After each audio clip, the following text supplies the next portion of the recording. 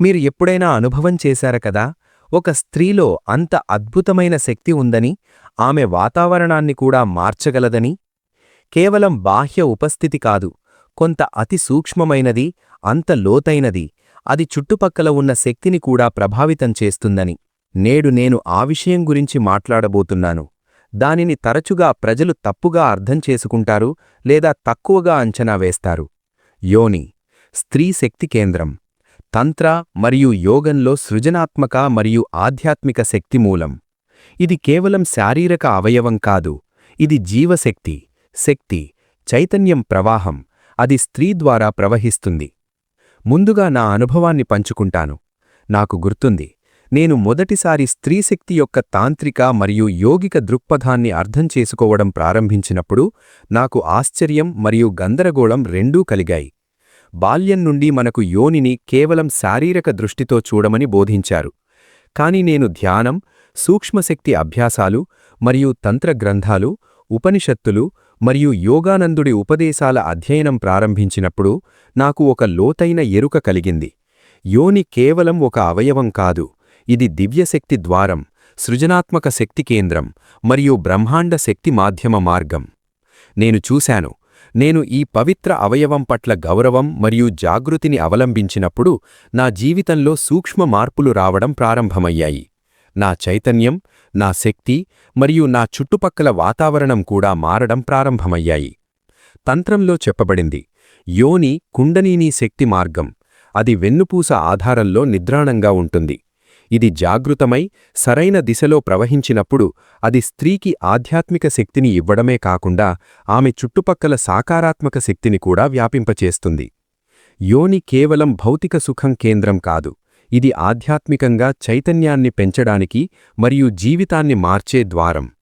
తాంత్రిక దృష్టిలో దీనిని బ్రహ్మాండ మూలం కూడా పరిగణించారు, ఎందుకంటే సృష్టి ఎల్లప్పుడూ శక్తి అంటే స్త్రీ శక్తి నుండి ప్రారంభమవుతుంది. యోగంలో కూడా దీనికి ప్రాధాన్యత ఇవ్వబడింది. మూలాధార చక్రం, అది వెన్నుపూస ఆధారంలో ఉంది, యోనితో సంబంధం కలిగి ఉంది.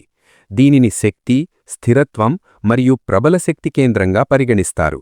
ఈ చక్రం సమతుల్యంగా మరియు సక్రియంగా ఉన్నప్పుడు జీవితంలో జీవంతత, భావోద్వేగ శక్తి మరియు సృజనాత్మకత పెరుగుతాయి.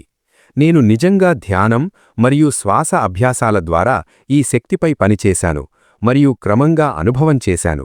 నా ఆత్మవిశ్వాసం, సృజనాత్మకత మరియు అంతర్దృష్టి బలోపేతడం ప్రారంభమయ్యాయి.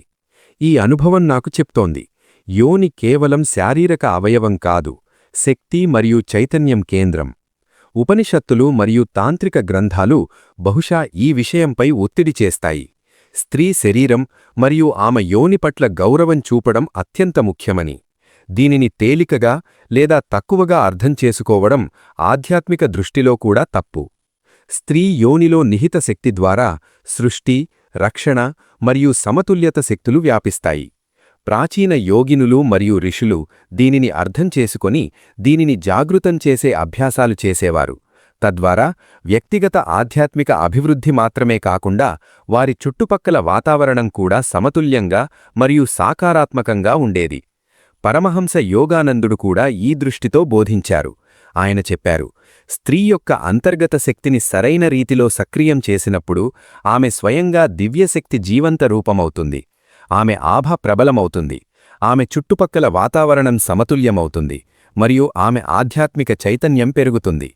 ఇది కేవలం కల్పితం కాదు, ఇది సూక్ష్మమైనది కానీ స్పష్టమైన మార్పు.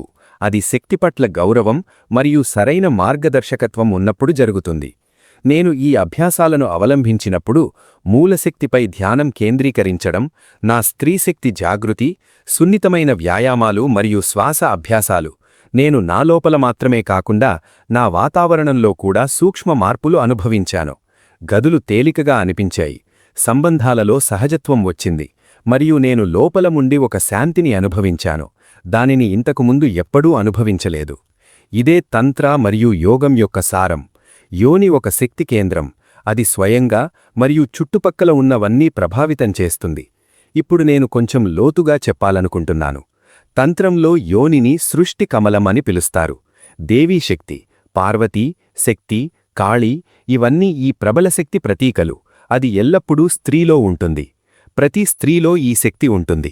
ఈ శక్తి జాగృతమై సరైన దిశలో ప్రవహించినప్పుడు అది అపార శక్తి, సృజనాత్మకత మరియు ఆధ్యాత్మిక ముక్తి మూలమవుతుంది. మీరెప్పుడైనా అనుభవం చేశారా కదా, ఒక స్త్రీలో అంత అద్భుతమైన శక్తి ఉందని, ఆమె వాతావరణాన్ని కూడా మార్చగలదని? కేవలం బాహ్య ఉపస్థితి కాదు, కొంత అతి సూక్ష్మమైనది, అంత లోతైనది, అది చుట్టుపక్కల ఉన్న శక్తిని కూడా ప్రభావితం చేస్తుందని. నేడు నేను ఆ విషయం గురించి మాట్లాడబోతున్నాను. దానిని తరచుగా ప్రజలు తప్పుగా అర్థం చేసుకుంటారు లేదా తక్కువగా అంచనా వేస్తారు. యోని, స్త్రీ శక్తి కేంద్రం, తంత్ర మరియు యోగంలో సృజనాత్మక మరియు ఆధ్యాత్మిక శక్తి మూలం. ఇది కేవలం శారీరక అవయవం కాదు, ఇది జీవశక్తి, శక్తి మరియు చైతన్యం ప్రవాహం. అది స్త్రీ ద్వారా ప్రవహిస్తుంది. ముందుగా నా అనుభవాన్ని పంచుకుంటాను. నాకు గుర్తుంది, నేను మొదటిసారి స్త్రీశక్తి యొక్క తాంత్రిక మరియు యోగిక దృక్పథాన్ని అర్థం చేసుకోవడం ప్రారంభించినప్పుడు నాకు ఆశ్చర్యం మరియు గందరగోళం రెండూ కలిగాయి. బాల్యం నుండి మనకు యోనిని కేవలం శారీరక దృష్టితో చూడమని బోధించారు. కాని నేను ధ్యానం, సూక్ష్మశక్తి అభ్యాసాలు మరియు తంత్ర గ్రంథాలు, ఉపనిషత్తులు మరియు యోగానందుడి ఉపదేశాల అధ్యయనం ప్రారంభించినప్పుడు నాకు ఒక లోతైన ఎరుక కలిగింది. యోని కేవలం ఒక అవయవం కాదు, ఇది దివ్యశక్తి ద్వారం, సృజనాత్మక శక్తి కేంద్రం మరియు బ్రహ్మాండ శక్తి మాధ్యమ మార్గం.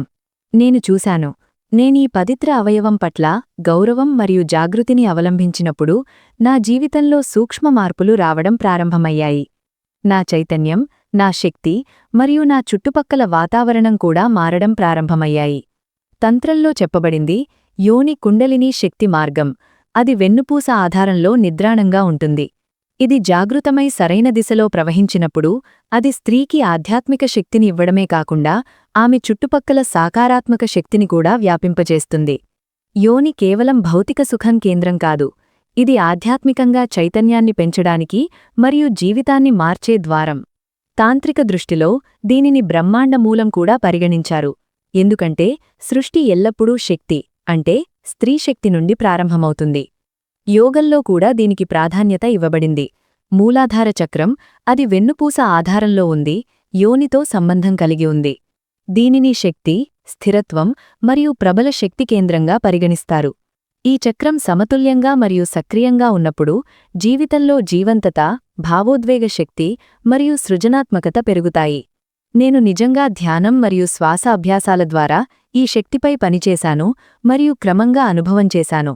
నా ఆత్మవిశ్వాసం, సృజనాత్మకత మరియు అంతర్దృష్టి బలపడడం ప్రారంభమయ్యాయి.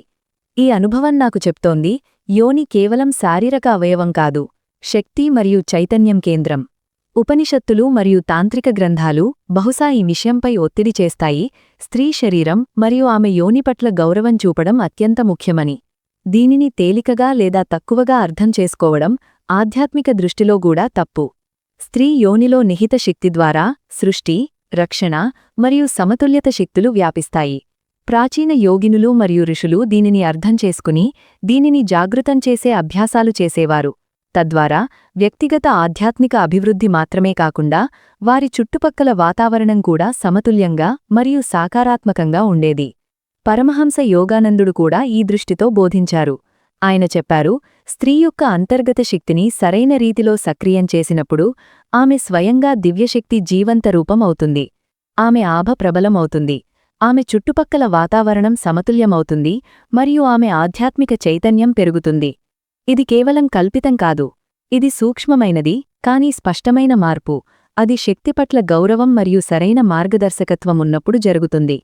నేనీ అభ్యాసాలను అవలంబించినప్పుడు మూలశక్తిపై ధ్యానం కేంద్రీకరించడం, నా స్త్రీశక్తి జాగృతి, సున్నితమైన వ్యాయామాలు మరియు శ్వాస అభ్యాసాలు, నేను నా లోపల మాత్రమే కాకుండా నా వాతావరణంలో కూడా సూక్ష్మ మార్పులు అనుభవం చేశాను.